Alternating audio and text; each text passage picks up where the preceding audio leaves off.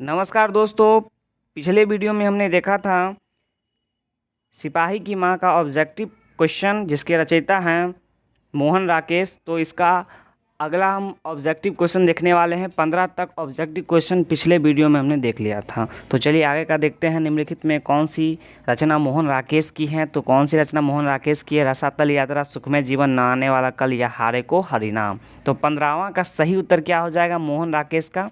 तो सही उत्तर है न आने वाला कल। न आने वाला कल है मोहन राकेश की रचना। तो मोहन राकेश की जो रचना है वो है न आने वाला कल।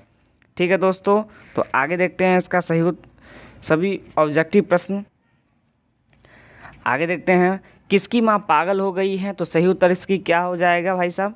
तो किसकी माँ पागल हो गई है? माना कि सिपाही की, चौधरी की, दीनू की। तो सही उत्तर है सिपाही की माँ जो है वो पागल हो गई है इस कहानी में, उसके दुख में पागल हो गई है। चलिए आगे देखते हैं। मुन्नी की उम्र कितनी हो गई है? बताइए भाई साहब, कितनी हो गई है मुन्नी की उम्र? तो मुन्नी की उम्र कितनी है बताइए? 10 है, 12 है, 14 है, 16 है। तो सही उत्तर क्या हो जाएगा? इसका सही उत्तर है 14 वर्ष। मुन्नी की जो उम्र है वो 14 वर्ष है। आगे देखते हैं। निम्नलिखित में बिस्नी की पड़ोसिन कौन है? तो बिस्नी की जो पड़ोसिन है वो कौन है? आभा है, विमला है, कुंती है, माधुरी है। तो सही उत्तर है कुंती। कुंती जो है वो बिस्नी की पड़ोसिन है। आगे देखते हैं 18वां। मुन्नी किस दिन मानक की चिट्ठी के आने की भविष्यवाणी करती हैं? तो सही उत्तर इसका क्या हो जाएगा? बुधवार को, बृहस्पतिवार को, सोमवार को, मंगलवार को।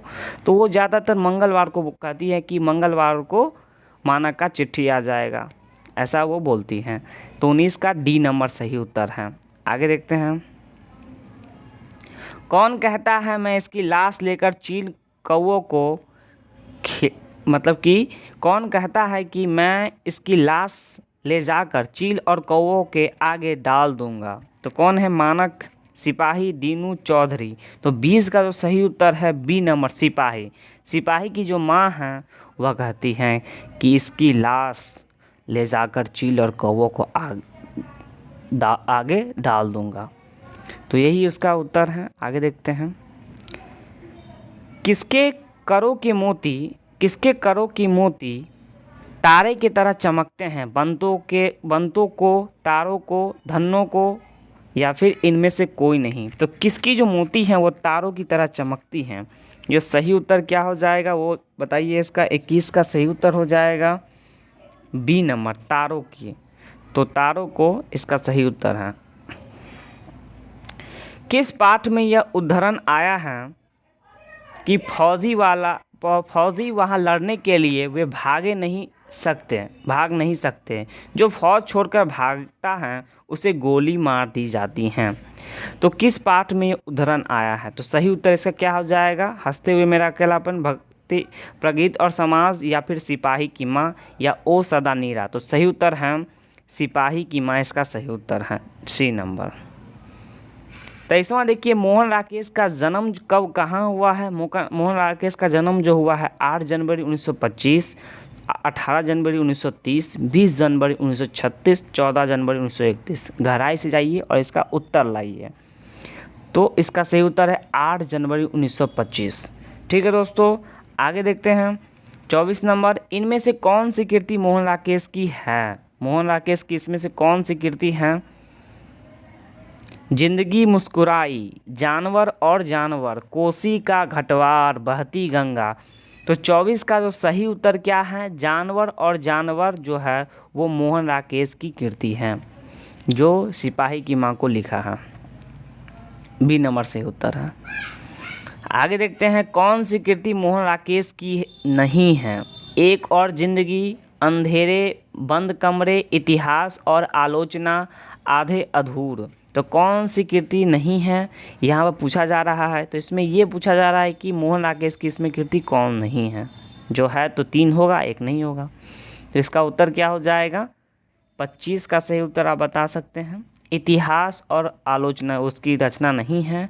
ये तीनों उसकी रचना है, लेकिन सी नंबर उसकी रचना नहीं है। तो इस क्वेश्चन के अनुसार 25 का सही उत्तर सी है। ठीक है दोस्तों, आगे देखते हैं। एक मिनट कहाँ चले गए हैं? 25 तक था ना शायद, हाँ 25 तक था। एक मिनट 25 तक हो गया था। आगे देखते हैं, सिपाही की माँ किस एकांकी संग्रह से लिया गया है? तो क्वेश्चन हमेशा पूछा जाता है कि कौन सा पाठ किस एकांकी संग्रह से लिया गया है। तो यहाँ पे क्या पूछा जा रहा है कि सिपाही की माँ किस एकांकी संग्रह से लिया गया है? उसर, भारे का, भोर का तारा, रेशमी टाई, अंडे के छिलके तथा अन्य एकांकी। तो सही उत्तर क्या हो जाएगा इसका? डी, अंडे के छिलके और अन्य एकांकी।